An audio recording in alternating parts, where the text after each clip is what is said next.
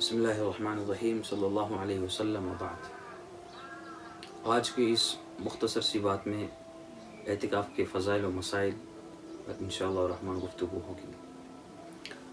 سن 2 ہجری میں جب روزے فرض ہوئے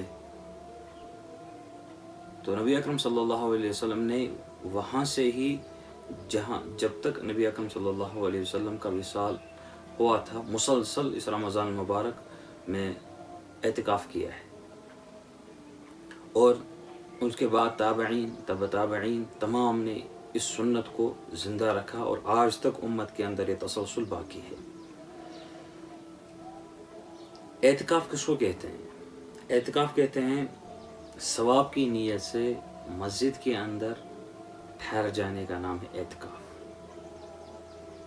اسی طرح عورتیں گھر کے کسی کونے میں جس کمرے میں وہ نماز پڑھتے ہوں وہاں اللہ کی قربت کے لیے، اللہ کی رضا کے لیے 10 دن بیٹھ جانا، اس کو کہتے ہیں اعتکاف۔ جس طرح مردوں کے اوپر یہ سنت ہے اور تمام لوگوں کے اوپر فرض کفایہ ہے، بعین ہی عورتوں کے اوپر بھی یہ سنت ہے۔ حضرت ابو سعید خدری رضی اللہ تعالی عنہ فرماتے کہ نبی اکرم صلی اللہ علیہ وسلم نے رمضان مبارک کا پورا مہینہ روزہ رکھنے کے ساتھ ساتھ اعتکاف بھی کیا۔ پھر آپ نے ایک پہلے عشرے کے بعد دوسرا عشرہ بھی اعتکاف رکھا۔ پھر دوسرے عشرے کے مکمل ہونے کے بعد آپ اپنے خیمے سے باہر نکلے اور آپ نے کہا کہ میں جس غرض سے اعتکاف میں رہا، جس رات کے لیے میں نے اہتمام کیا، وہ رات ابھی تک میں نے نہیں پائی، اور میرے پاس ایک فرشتہ آیا، اس فرشتے نے مجھے کہا کہ عشرہ کے رمضان کے آخری عشرے میں آخری 10 دنوں کے اندر وہ رات ہوگی اور وہ رات لیلۃ القدر ہے۔ اسی کی تلاش میں میں رہا ہوں، اس لیے آپ بھی میرے ساتھ یہ 10 دن اور رہیں۔ تو صحابہ کرام و نبی اکرم صلی اللہ علیہ وسلم نے ایک مہینہ اعتکاف کیا۔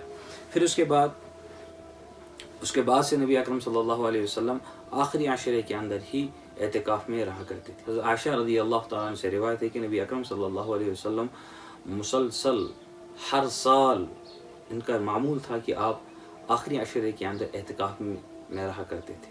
اسے بخاری اور مسلم متفق علیہ حدیث ہے یہ۔ اس طرح حضرت ابو ہریرہ رضی اللہ تعالیٰ عنہ روایت کرتے ہیں کہ نبی اکرم ان سے منقول ہے کہ نبی اکرم صلی اللہ علیہ وسلم رمضان مبارک کے آخری عشرے میں اعتکاف میں بیٹھا کرتے تھے، اور جس سال ان کا وصال ہوا اس سال آپ 10 دن نہیں بلکہ 20 دن آپ اعتکاف رہے۔ تو یہ مسلمانوں کے اوپر ایک سنت مؤکدہ ہے اور فرض الکفایہ ہے۔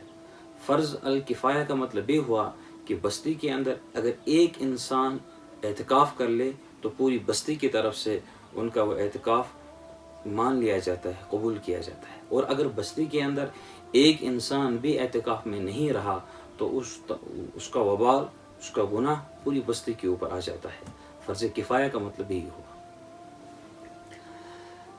رمضان اعتکاف کا مطلب یہ ہوتا ہے کہ انسان اپنے در کو چھوڑ کے اللہ کے در پہ آ جائے، اللہ کی قربت کو حاصل کرے، اور جب اس طرح کی صورتحال بھی ہو دنیا کے اندر اور اس خطے کے اندر، کوئی ایسی بیماری پھیل رہی ہو جو متعدی بیماری ہو کہ جس سے لوگ ایک دوسرے سے بھاگتے ہو، یہ ایک وبائی مرض کی طرح ایک بیماری ہو، تو اس صورت میں تو انسان کو زیادہ اللہ کی طرف متوجہ ہونا ہے۔ اس صورت میں انسان کو اللہ کا قرب حاصل کرنا بہت ہی ضروری ہے۔ نبی اکرم صلی اللہ علیہ وسلم نے فرمایا کہ ان صورتوں میں کیا صدقہ بھی زیادہ کیا کریں، نوافلوں کا اہتمام کیا کریں، تاکہ اللہ جس چیز سے ناراض ہو چکا ہے اللہ اس چیز سے راضی ہو جائے۔ اصل اللہ رب العالمین یہ آزمائی جو بندوں کے اوپر ڈال دیتا ہے تاکہ یہ بندے میری طرف پھر واپس آ جائے۔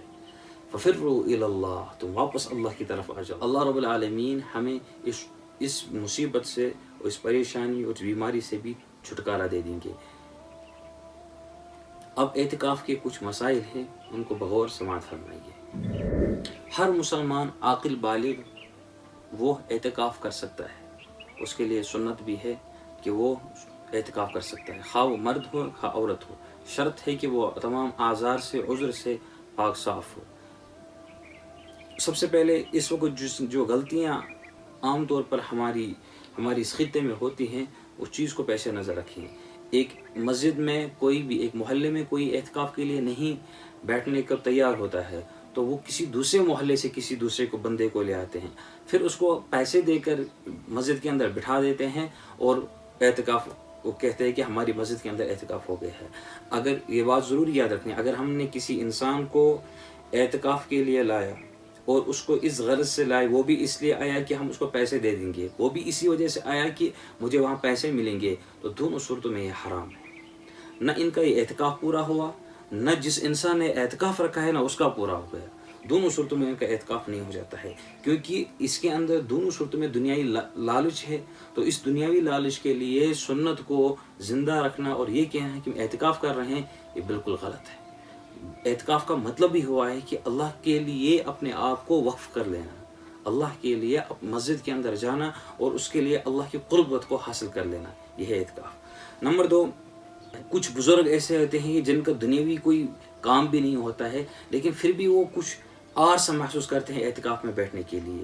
یہ ان کی بہت بڑی محرومی ہے کہ ایک تو وہ دنیاوی کاموں سے فارغ بھی ہے، اس کے بعد بھی وہ اسے یہ آر سمجھتے ہیں کہ ہم کیوں اعتکاف میں بیٹھیں۔ ایک حقیر نظر سے دیکھیں، اگر کسی انسان نے اسلام کا کوئی شعار یا کوئی سنت نبی اکرم صلی اللہ علیہ وسلم کی سنت کو یہ محسوس کر لیا کہ یہ کوئی عام سی چیز ہے یا کوئی حقیر نظر سے دیکھ لیا، تو اس انسان کا اسی وقت ایمان بھی ختم ہو جاتا ہے۔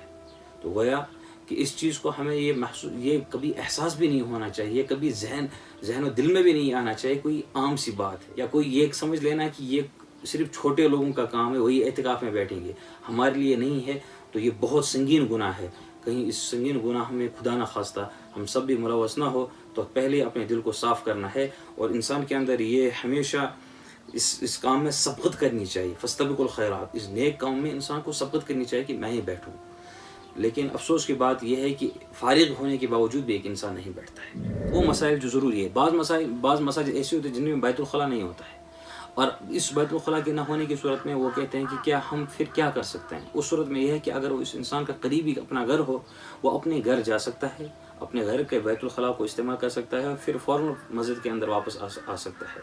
اور پھر اگر قریبی کوئی گھر ہو اور وہ اس کو جاننے والے ہو، انہیں اجازت بھی دے دی ہو، تو وہاں وہ جا سکتا ہے، وہاں بیت الخلاء کو استعمال کرنے کے بعد واپس آ سکتا ہے وہاں سے، شرط ہے کہ وہاں پہ باتیں نہ کریں، بیٹھے نہ۔ اور اگر وہاں بیت الخلاء بند ہو، اور وہاں بیت الخلاء اس قدر بند ہو کہ 10 سے 15 منٹ کے اندر بھی یہ نہیں کھلنے والا ہے، تو اس انسان کو واپس مسجد میں آ جانا ہے۔ پھر واپس مسجد میں آنے کے بعد پھر یہ واپس جا سکتا ہے، وہاں پر اس کو آدھے گھنٹہ انتظار نہیں کرنا ہے، جس سے اس کا اعتکاف ختم ہو جائے گا۔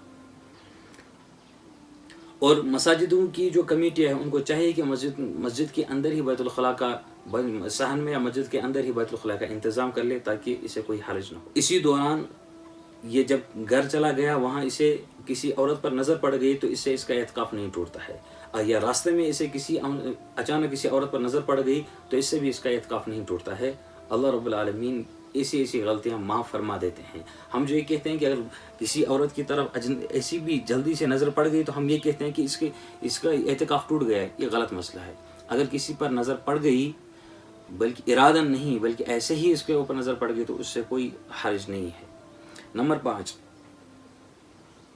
اگر ایسی مسجد ہو جہاں پہ جمعہ نہ ہوتا ہو تو اس مسجد میں اعتکاف کرنا کیا جائز ہے؟ بالکل اس مسجد میں اعتکاف کرنا جائز ہے، لیکن جمعہ کے لیے کسی دوسری مسجد میں جا سکتا ہے نہیں جا سکتا ہے، اس میں تفصیل ہے۔ اگر اس علاقے کے اندر، پورے علاقے میں جمعہ نہ ہوتا ہو تو اس انسان کے لیے بہتر یہ ہے کہ وہ اسی مسجد کے اندر ظہر کی نماز پڑھ لے، اور کسی دوسری جگہ جانے کی ضرورت نہیں ہے۔ اور اگر اس علاقے میں دوسری مسجدوں میں جمعہ ہوتا ہو، یہ ایسی بستی ہے کہ دوسری مسجد میں جمعہ ہوتا ہو، تو اس انسان کے لیے ضروری ہے کہ وہ دوسری بستی میں اس دوسری والی مسجد میں جائے، وہاں جمعہ کی نماز پڑھ لے، جمعہ کی نماز پڑھنے کے بعد واپس آ جائے۔ لیکن وہاں جانے سے کتنی دیر تک جانا ہے؟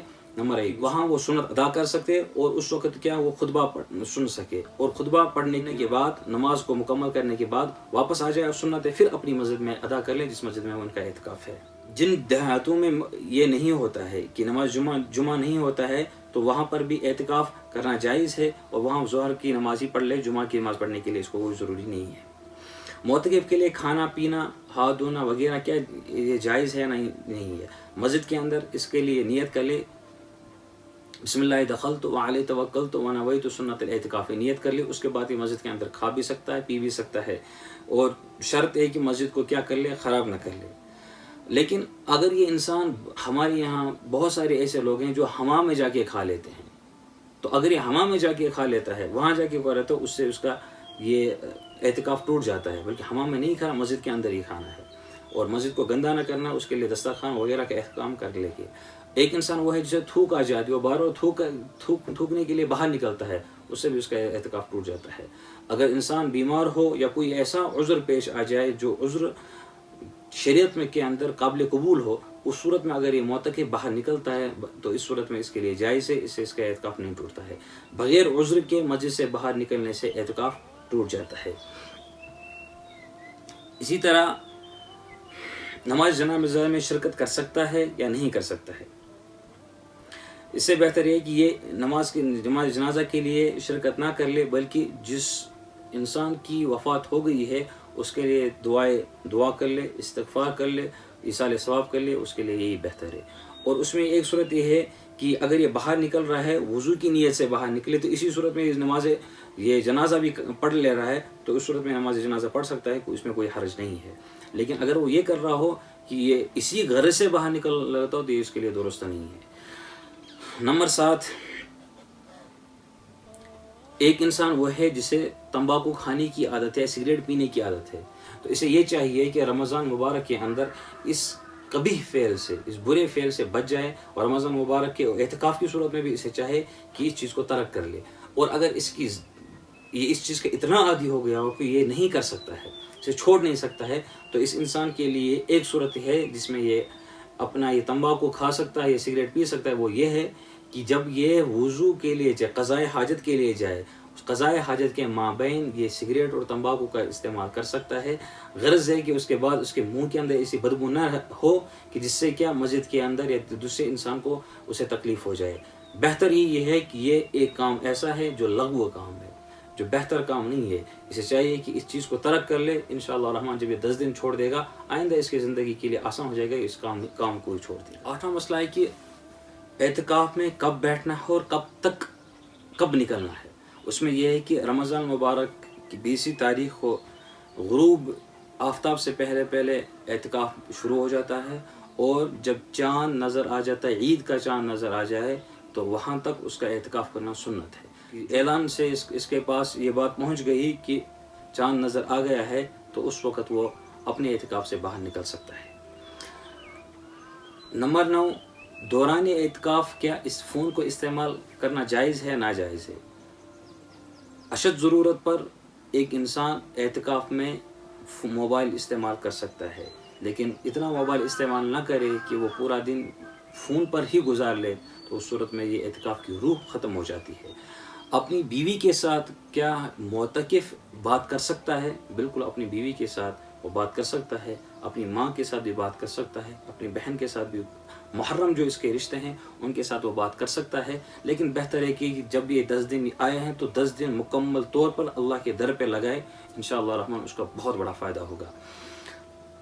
नंबर 10, फ़ोन के अंदर जो रिंगटोन होता है कि और उसको मस्जिद के मोतकिफ़ के लिए क्या रखना जायज़ है या नाजायज़ है, उससे बेहतर है कि वो उसको साइलेंट ही रखें, क्योंकि वरना वो रिंगटोन जो मस्जिद के अंदर बज जाता है, उससे वो चीज़ आ जाती है कि जो गैरों ने मस्जिदों के अंदर भी उस चीज़ को दाखिल करना, ये उनका जो असल मकसद था कि मस्जिदों के अंदर भी हम म्यूज़िक को ले आएँ, उस सूरत में जो ये रिंगटोन रह गया है, मस्जिद की वो तक़द्दुस ख़त्म हो जाता है। इसलिए बेहतर है कि मोतकिफ़ का ये फ़ोन साइलेंट होना भी बहुत ज़रूरी है। अल्लाह रब्बुल आलमीन आपको और मुझे भी अमल की तौफ़ीक़ अता फ़रमाए। वस्सलामु अलैकुम व रहमतुल्लाह।